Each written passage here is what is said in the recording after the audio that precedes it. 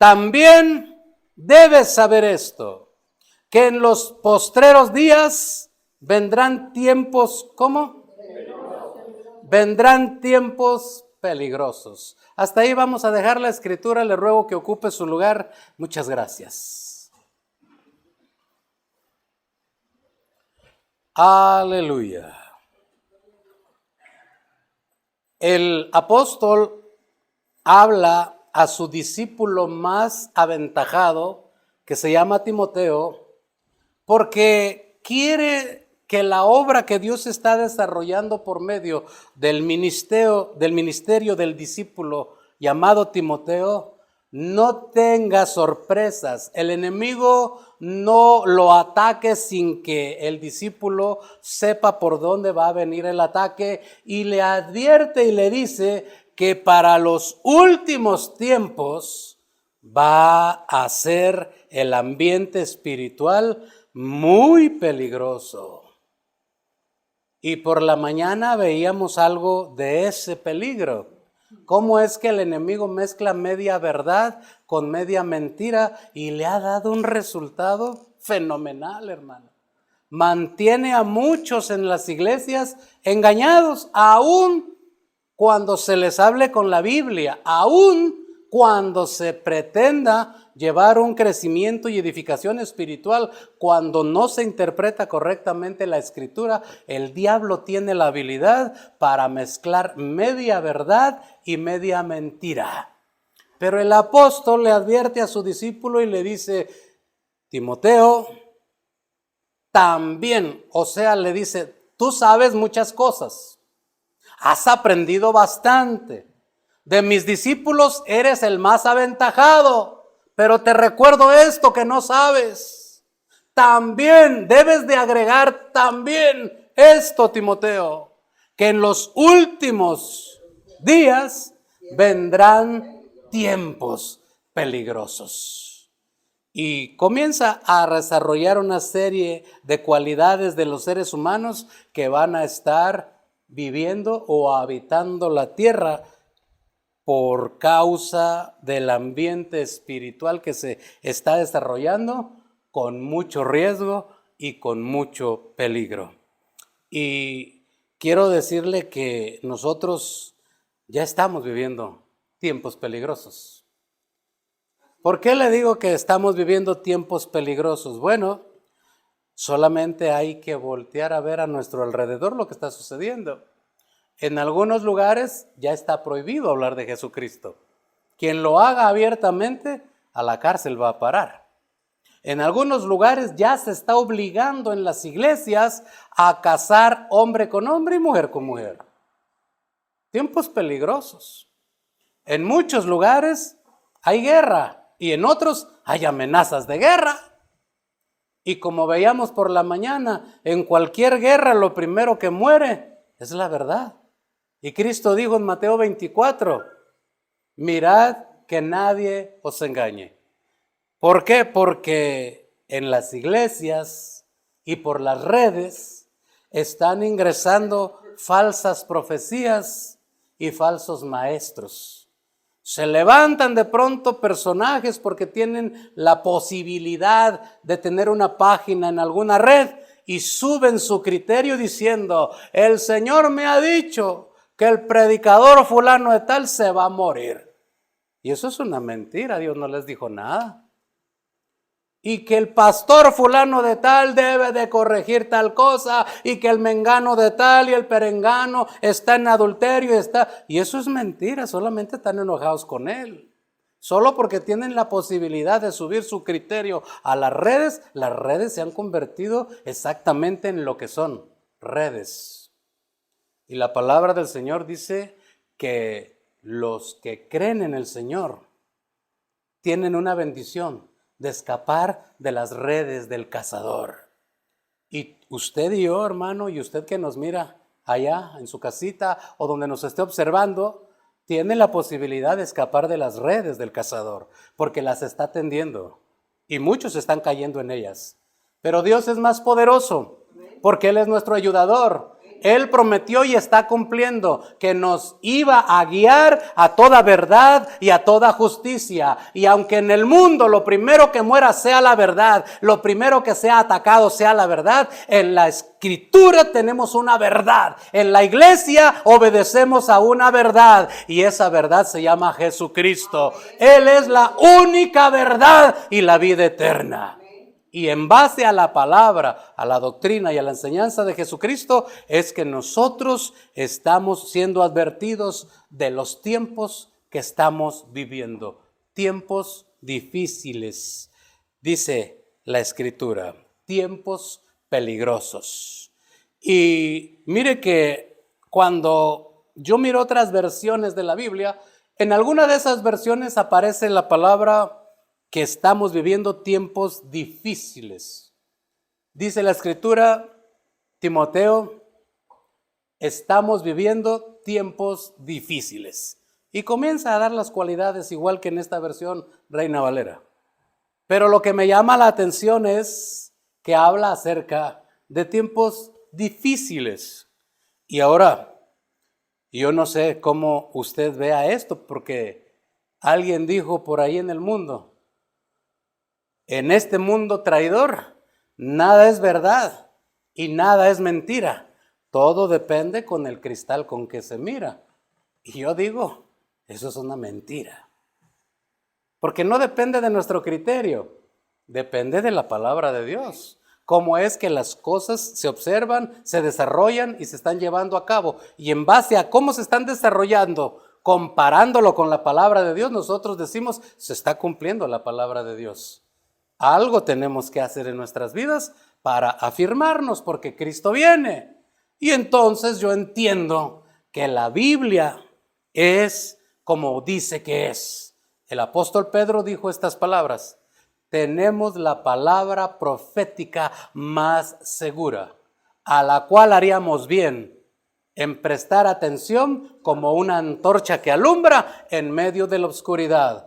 El mundo espiritual alrededor del mundo se ha entenebrecido. Muchos corazones se han engrosado. Gente que también adoraba al Señor, por alguna razón ya no lo quiere hacer. El reino de las tinieblas en alguna manera ha caminado algunos pasos. Y hay gente que se desespera y cree que pues el diablo va ganando mucha ventaja. Y yo le digo, no se desespere.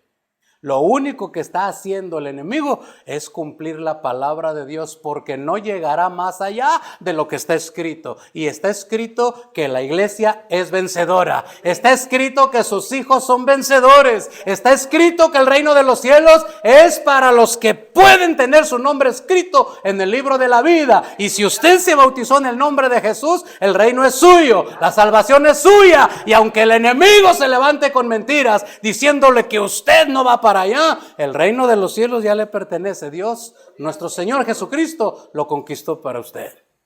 Solamente hay que perseverar, hay que luchar, hay que obedecer, y todo lo demás, lo más difícil, ya está hecho. Entonces no nos vamos a desesperar, porque el enemigo nunca va a ganar. Solamente hay algo que él puede hacer, y eso es lo que el apóstol se refiere, y eso es lo que pretendo desarrollar con el tema que estamos manejando el día de hoy.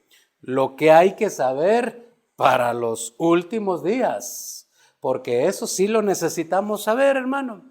Qué buenas son las instrucciones, ¿verdad?, cuando se nos dan a tiempo. Mira, yo recuerdo que cuando trabajaba en algún lugar, en alguna empresa, ¿verdad?, había que desarrollar algunos trabajos que había que poner mucha atención. Si uno no entendía lo que le estaba explicando el encargado del taller, los trabajos no salían bien y uno terminaba echando a perder el trabajo. Pero recuerdo que en alguna ocasión alguien no puso atención y, hermano, hubo una gran pérdida económica y de materiales. Y de ahí yo dije, tengo que poner mucha atención cuando quien sabe llega, me da las instrucciones para entenderlas bien, y cuando me toque hacer el trabajo a mí, yo lo voy a saber hacer porque entendí las instrucciones.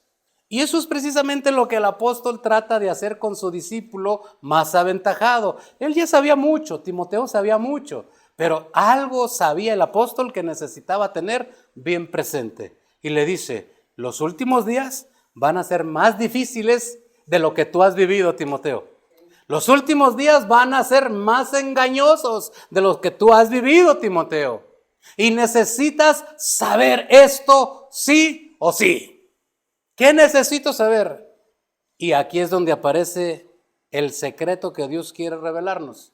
Porque cuando la palabra últimos días y tiempos peligrosos se conjuga en otra versión bíblica y solamente se resume diciendo tiempos difíciles, también tiene razón, hermano.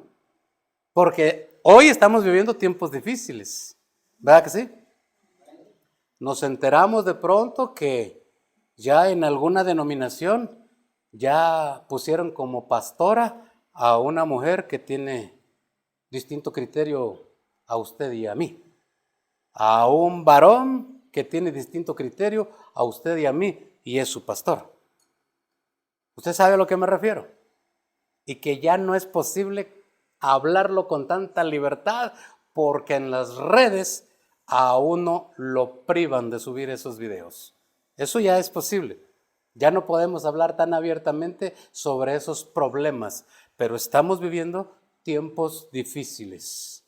Y cuando aparece la palabra difícil en otras versiones bíblicas, yo me voy para saber qué tan difícil es o por qué razón me quiere decir el apóstol o el apóstol enseña a su discípulo a qué se refiere cuando le dice que vienen tiempos más difíciles de los que ha vivido el discípulo.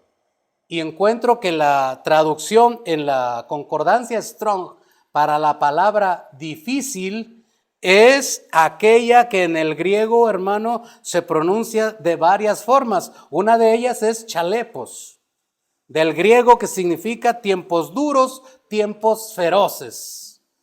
Y bueno, pudiera ser que algo encaje cuando se refiere a tiempos duros y a tiempos feroces. Algo de eso hay, lo que se está desarrollando actualmente en el ambiente espiritual que nosotros podemos observar.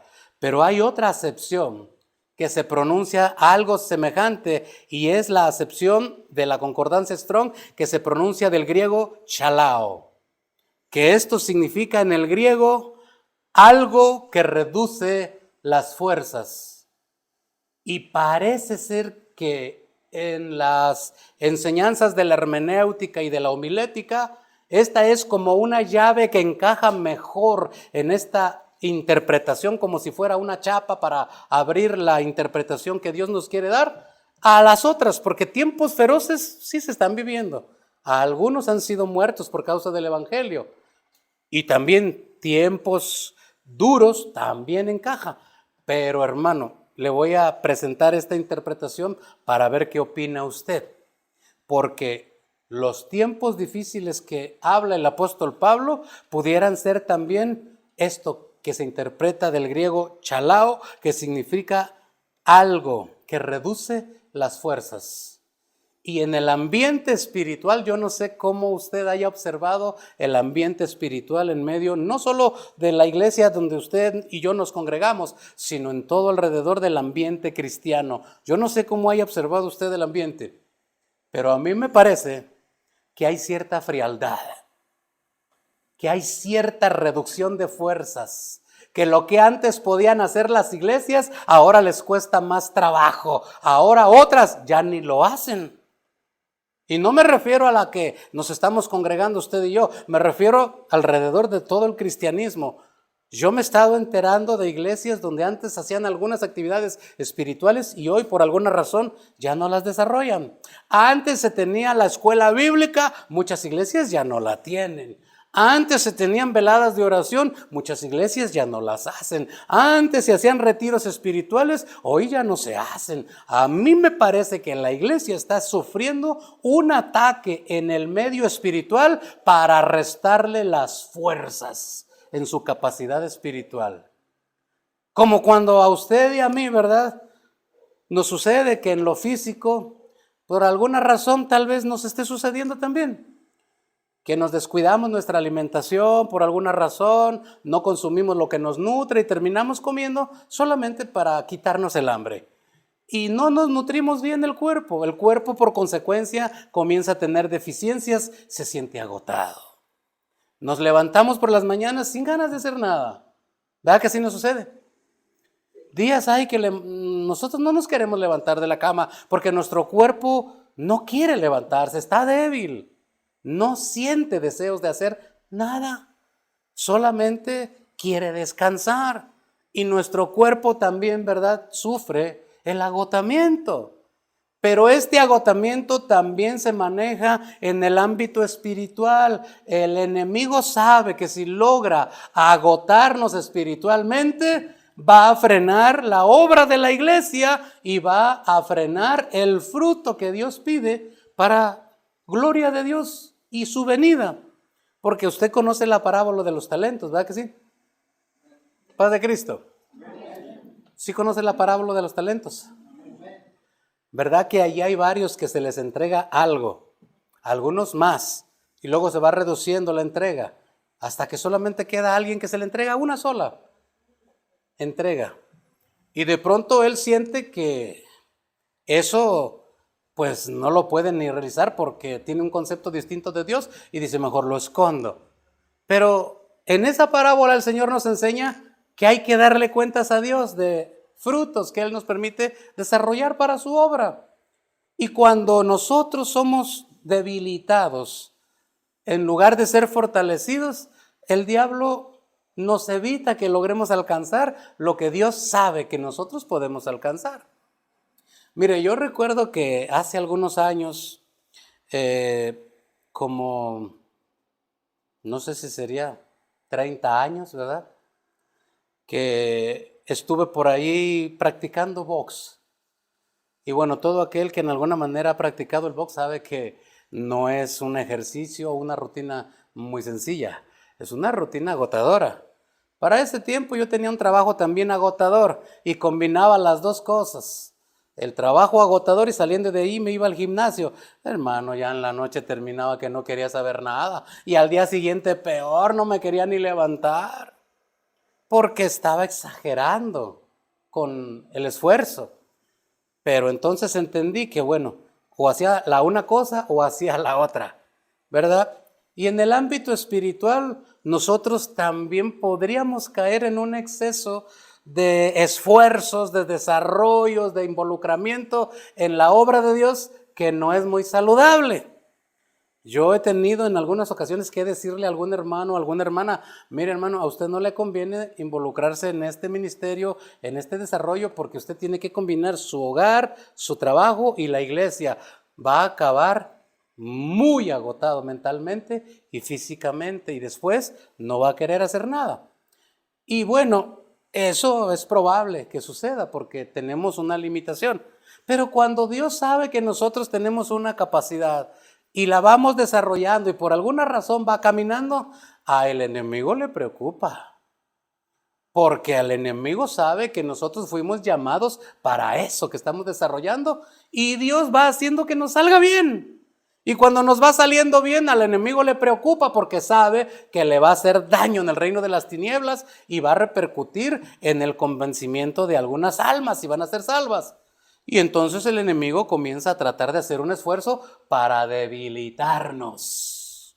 Y eso es lo que dice el apóstol Pablo. Timoteo, debes de saber que en los últimos tiempos, a pesar de que has aprendido mucho, a pesar de que has podido también mucho, el enemigo va a utilizar su última estrategia. ¿Cuál va a ser? Diría tal vez el discípulo. Te va a debilitar. Va a hacer que te canses. Va a hacer que te enfades, que te fastidies y no quieras saber de iglesia, de obra de Dios y de nada. ¿Y cómo puedo escapar? Diría entonces el discípulo. Y ahí es donde empieza el desarrollo del tema que yo quiero traerle el día de hoy. Es verdad que estamos nosotros viviendo tiempos difíciles o tiempos peligrosos, pero no sería algo con lo cual usted y yo deberíamos de vivir preocupados, porque Dios es nuestro ayudador. Y el Señor peleará por nosotros y nosotros estaremos tranquilos, dice la Escritura. Dios es el que hace la obra más difícil por nosotros y a nosotros solo nos toca creer y obedecer lo que está escrito. Lo más difícil lo va a hacer Él y nos va a sorprender. Pero sí, el enemigo por alguna razón va a buscar debilitarnos. No sé si en alguno de nosotros ya lo estamos sintiendo o lo vayamos a sentir, pero la advertencia tiene que llegar, como el apóstol mismo se lo dijo también en otra ocasión a este mismo discípulo, y le dijo: te exhorto, te encarezco delante de Dios, que juzgará a los vivos, a los muertos en su manifestación y en su reino, que prediques la palabra a tiempo y fuera de tiempo. O sea, si ya sucedió, predícalo de todas formas, porque es la solución al problema. Y si no ha sucedido, predícalo, porque es la forma de evitar el problema. Entonces, si el enemigo no nos ha podido debilitar, es buen momento para hablar este mensaje. O si el enemigo ya nos debilitó y estamos padeciendo una fatiga espiritual, nos cuesta trabajo orar, nos cuesta trabajo venir a la iglesia, nos cuesta trabajo participar en el trabajo de la obra de Dios, entonces el mensaje es para hoy. Porque Dios nunca llega tarde. Y hoy el Señor va a hablar a la profundidad de nuestro corazón. Y como le dije, no es para estar preocupados, porque Dios es nuestro ayudador. Y en una ocasión que el pueblo de Dios sufrió una abundancia de gente pecadora, el apóstol dijo estas palabras: donde abundó el pecado, sobreabundó la gracia. Que Dios siempre va a ir adelante, que el enemigo quiere aventajar, quiere ganar ventaja sobre nosotros, y Dios siempre va un paso adelante. Abunda el pecado, sobreabunda la gracia, abunda el enfriamiento, abunda la debilidad espiritual, abunda la fortaleza del Señor, porque nosotros tenemos promesas en Dios como esta que dice la Escritura: porque el gozo del Señor mi fortaleza es. Cuando nosotros, a pesar de la circunstancia que estemos viviendo, nosotros podemos gozarnos con toda libertad, cantándole en su presencia, disfrutando la palabra de Dios y comiendo todo lo que Dios nos habla por medio de su palabra, el gozo del Señor viene en nuestras vidas y el plan del enemigo se va quedando atrás. Porque el gozo del Señor nos va fortaleciendo, se va quedando atrás el ataque, se va quedando atrás la intención y nos vamos fortaleciendo. Porque si fuera necesario, el Señor tiene un plan B. Y dice el salmista: porque tú aumentarás mis fuerzas como las del búfalo. Si el enemigo llega a sorprenderme en alguna manera, si el enemigo llega a atacarme y logró aventajar algo, viene el Señor y me pone fuerzas más de las que yo pueda tener y las aumenta como las del búfalo, más poderosas, hermano, sobre todas las cosas. Y termina diciéndonos el Señor esto que dice Joel 3:10. Vamos a ver lo que dice Joel 3:10, por favor. El libro del profeta Joel, capítulo 3, verso número 10. Por eso es la importancia de conocer la etimología de las palabras en la interpretación bíblica, porque nos dan la verdadera causa y la razón del mensaje que Dios quiere que entendamos, para que no haya confusión y que haya entendimiento. Mire cómo dice la Escritura: forjad espadas de vuestros asadones, lanzas de vuestras hoces. Y vea, diga el débil, diga el débil, lo puede repetir conmigo, diga el débil, porque no es nuestra la fortaleza es del Señor. Él dijo claramente: yo soy su torre fuerte, yo soy su pronto auxilio, yo soy su pronta ayuda. La torre fuerte es Él, y nosotros estando en Él, estamos fuertes. Y se lo puedo demostrar con la Biblia, no es lo que yo creo, no es lo que yo pienso, es lo que dice. Vea lo que dice el Salmo 84, verso 5, por favor. Porque hay hasta una bienaventuranza quien lo puede creer. Porque la debilidad nuestra se puede transformar en nuestra mayor fortaleza. dijo el apóstol Pablo en una ocasión, porque cuando soy débil, entonces soy fuerte, lo dijo allá a los Corintios. ¿Por qué? Cuando eres débil, entonces eres fuerte, apóstol, preguntaría alguien. Bueno, pues por esto que dice el Salmo 84, verso 5, mire. Bienaventurado el hombre que tiene sus fuerzas en la cuenta que tiene en el banco. No, esa es otra versión. Bienaventurado el hombre que tiene en ti sus fuerzas, en cuyo corazón están tus caminos. El ser humano no tiene fuerzas para resistir al diablo. Tenemos una desventaja, hermano. Aunque podamos, no vamos a resistir contra él. Nosotros somos más débiles que él y eso lo debemos de comprender. Porque él sí nos puede ver y nosotros no lo podemos ver a él. ¿Se da cuenta de eso? Hay gente que no sabe esto y se da el lujo de retar al diablo. Y yo le aconsejo, no lo haga.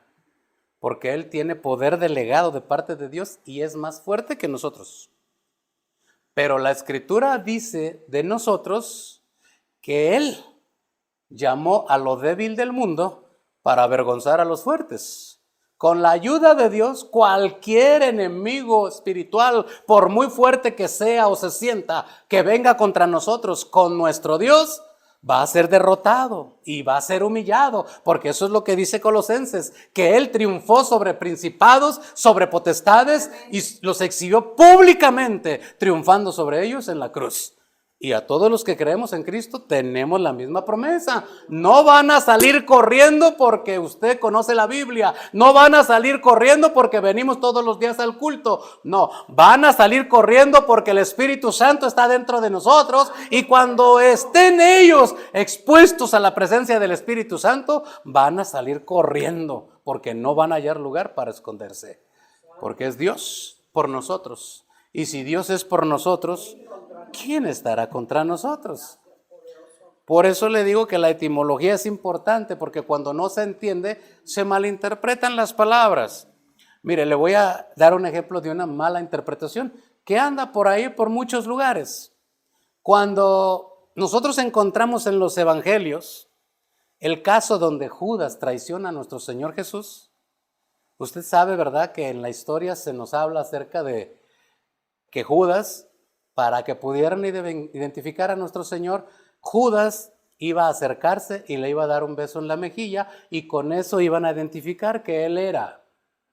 Pues en los evangelios, no es en el de Juan, pero en el evangelio de Lucas y en los demás lo puede usted encontrar. Y allí encontramos que Jesús, cuando Judas se acerca a darle el beso, le dice estas palabras: ¿a qué has venido, amigo? Y uno dice, caray, si es el traidor. ¿Y cómo le dijo amigo? ¿A Jesús le gusta que lo traicionen? No, es que es una mala interpretación de nuestras Biblias. ¿Cómo así? Sí, porque la palabra griega que se utiliza allí no es la palabra que se representa en el griego antiguo como amigo o amistad, sino que es una palabra griega que se representa y significa, se pronuncia más bien dicho, etairos. Pero en el sentido femenino de etairos se utilizaba para representar a las prostitutas. Y lo que le estaba diciendo el Señor a Judas, que era alguien que se había dejado prostituir espiritualmente, que estaba obedeciendo a otro espíritu que no era el Espíritu Santo que Jesús les había infundido cuando sopló en aquella reunión, cuando se les apareció resucitado, sino que era otro espíritu, que era el espíritu inmundo del enemigo, porque dice la Escritura que Satanás entró en Judas después de haber comido el bocado en donde preguntaban todos, ¿quién es el que te va a traicionar? ¿Quién es el que te va a traicionar? Entró el espíritu inmundo en Judas y cuando llega con el Señor le dice el Señor, ¿a qué has venido, traidor? Y algo más difícil de pronunciar, le dijo el Señor al traidor. No le quiso decir amigo. Eso es una mala interpretación bíblica. Y cuando no se sabe, uno malentiende. Y como esa malinterpretación hay muchas, Pero cuando uno tiene la etimología y las herramientas para interpretar correctamente, porque para eso hay diccionarios griego y español, hebreo, español y también concordancias, ahí sale uno de muchas dudas y ya no es lo que yo creo ni lo que yo pienso para ser engañados, como sucede en las redes con tantas doctrinas y con la misma Biblia. Las malas interpretaciones nos desvían.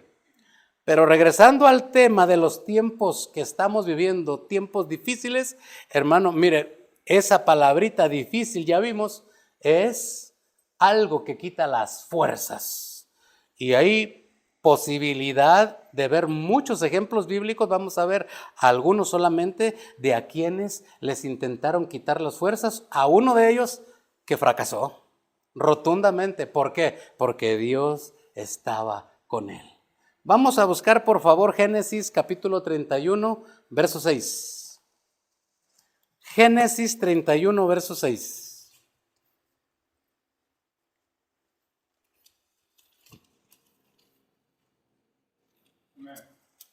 Aleluya. Este es el caso del patriarca Jacob. Y lo pongo en contexto de lo que estaba sucediendo. Ya había empezado a haber problemas entre la familia de sus dos mujeres, su suegro y él. Y comenzaban a reclamarle por qué razón él se había enriquecido más que ni su padre, que era el que le había dado trabajo. Pero Dios había ayudado a este hombre, porque este hombre había sido traicionado 10 veces. Su suegro le cambió el sueldo y eso para Dios es injusto. Dios no respalda ninguna injusticia. Aunque estén en medio de su pueblo, Dios no respalda ninguna injusticia. Y como el padre de sus esposas le había cambiado el sueldo y le había engañado ya 10 veces, Dios respaldó al que tenía la razón. Y vea, ¿cuál era la intención? Este hombre había sido fiel, trabajando con todas sus fuerzas a favor de su patrón, que en este caso era su suegro. No era como los trabajadores de hoy en día, hermano. Usted los ha escuchado tal vez. Algunos dicen, me paga mal. Yo hago como que trabajo, pues él hace como que me paga. Yo hago como que trabajo, ¿verdad? Y esta sería una mala actitud para un hijo de Dios, porque el respaldo de Dios viene de la justicia de Dios.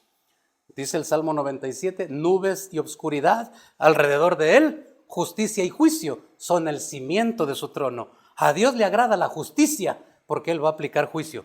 Y lo justo es que si alguien me paga mal, bueno, yo solamente tengo dos cosas que hacer.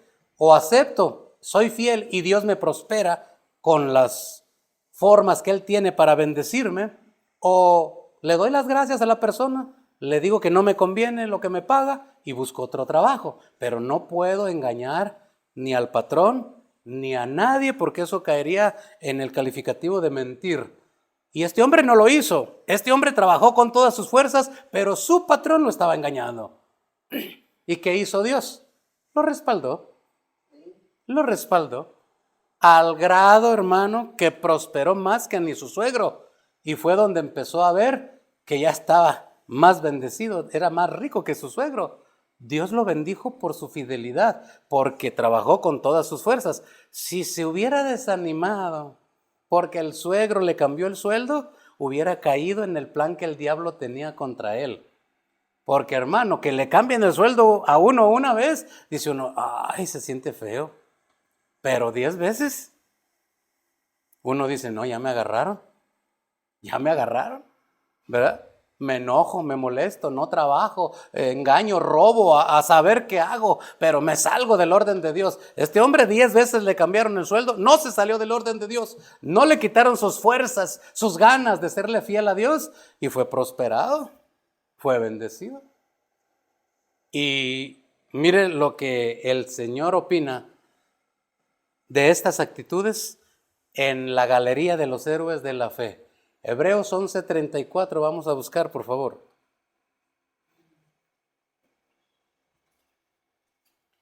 Hebreos 11:34.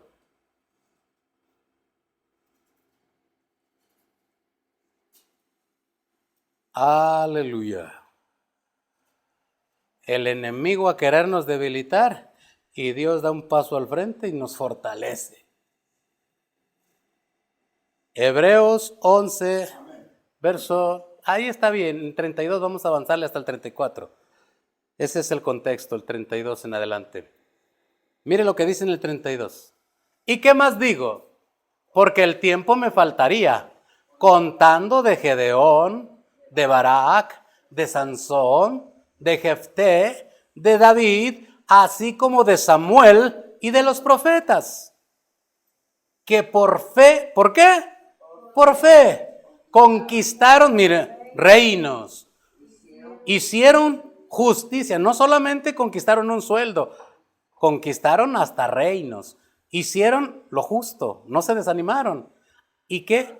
Alcanzaron promesas. Mire, por no desanimarnos, podemos alcanzar promesas. Por no desesperarnos, podemos alcanzar promesas. Y mire, taparon bocas de leones. Y ahora sí el 34. Apagaron fuegos impetuosos, evitaron filo de espada y vea, sacaron fuerzas. ¿De dónde? Sacaron fuerzas de debilidad. Y volviendo al ejemplo de cuando yo entrenaba box, hermano, yo atravesé una experiencia muy desagradable, porque a mí me estuvieron insistiendo mucho para que, decían ellos, hiciera mi debut públicamente. Solo era sacar un ring a una plaza pública en el centro de la ciudad. No era una pelea que donde me pagaran, no, ellos decían donde hiciera mi debut públicamente para perder el miedo con público. Y yo no quería. O sea, no, si aquí donde no me ven, lloro bonito yo solo. Pero ya en público me va a dar vergüenza. Y me insistieron y como no lo lograron, hermano, me echaron a una persona que era hábil para pelear. Y cuando me pusieron, dicen ellos, en un sparring, así le llaman, y otros le dicen que hacer sombra, pero pues es ponerle a otra persona ahí enfrente de uno para que le esté dando de guantadas. Y cuando, hermano, me lo pusieron para obligarme a que yo venciera ese temor que tenía, pues me golpeó muy feo. Me dejó muy golpeado y yo le gritaba, ¡ya! Y no me dejaba de golpear. Y le volví a gritar, ¡ya! Y no me dejaba de golpear. Y yo volteaba con el entrenador y le decía, ¡dile que ya! Y no me dejaba de golpear.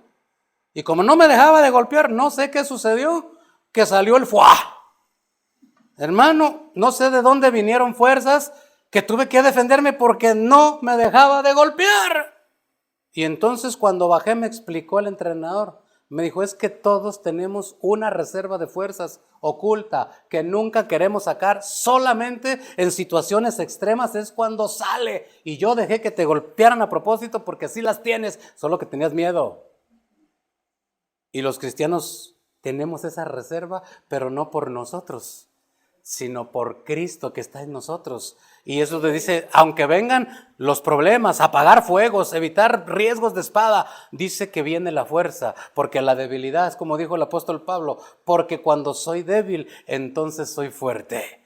Porque ya no voy a depender de lo que soy yo, de lo que tengo yo, sino de Dios, que es el que me mandó a realizar la obra, por lo cual en medio del riesgo estoy. Porque si Él envía, Él respalda. Él nunca nos va a enviar a nada que no nos vaya a respaldar. Y este asunto es de Él, hermano. Voy a mostrarle un último ejemplo de una iglesia en donde también sucedía esto. La iglesia era débil, pero Dios estaba con ellos. Ayúdenme a buscar Apocalipsis capítulo 3, verso 8, por favor. Apocalipsis capítulo 3, verso número 8.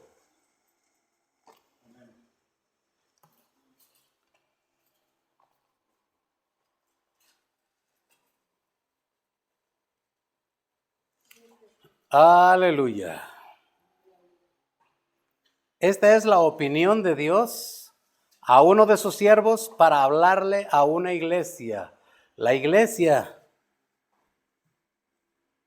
que usted sabe que llenaba muchos requisitos y que Dios sabía cómo estaba espiritualmente. Mire lo que dice. Yo conozco tus obras. He aquí, he puesto delante de ti una puerta abierta. la cual nadie puede cerrar. Porque, mire, aunque tienes poca fuerza, has guardado mi palabra y no has negado mi nombre. ¿Por qué la puerta seguía abierta? Porque aunque el enemigo había golpeado a los miembros de la iglesia, había desanimado a otros, la puerta seguía abierta y la puerta es Cristo. Cristo dijo, yo soy la puerta de las ovejas. El que por mí entrare, entrará y hallará pastos frescos y aguas frescas también. No, está diciendo el Señor, el que vaya por otro camino, por otro rumbo, sino aquel que viene por medio de Cristo. Aunque el enemigo lo haya desanimado, aunque el enemigo lo haya golpeado y esté indeciso entre seguir o no seguir, le recuerdo, la puerta sigue abierta. La puerta está esperando, nadie la puede cerrar, ni el enemigo, por muchas ganas que tiene, la va a poder cerrar. Dios ha determinado que está abierta, podemos entrar a la salvación, débiles, golpeados, desanimados, con toda la multitud de defectos que el enemigo nos haya podido mencionar y que algún humano haya podido creer. Dios no nos ha desechado. La palabra sigue diciendo, el que a mí viene, yo no le echo fuera. Aunque tengamos pocas fuerzas, hermano, hoy que son tiempos peligrosos, Dios sigue firme. El Señor sigue fiel. Nos sigue esperando a que entremos por esa puerta, porque esa es la puerta de salvación. El Señor dijo, ancha y espaciosa es la puerta que lleva a la condenación, y muchos son los que entran por ella. Ellos no quisieron creer, ellos se desanimaron profundamente, pero hay una puerta angosta que lleva a la salvación. Y aunque son pocos, yo les recuerdo, de miles de millones que estamos en el mundo, hermano, algunos milloncitos que el Señor se lleve para la salvación, entre ellos a usted y a mí, hermano santo, estamos del otro lado. Eso es salvación, eso es gracia de Dios, y no importa lo que el enemigo haya intentado, y no importa los tiempos que estemos viviendo, porque aunque sean difíciles y el enemigo quiera quitarnos fuerza, por mucho que lo intente, no va a poder, porque Dios está por nosotros. Póngase de pie, por favor.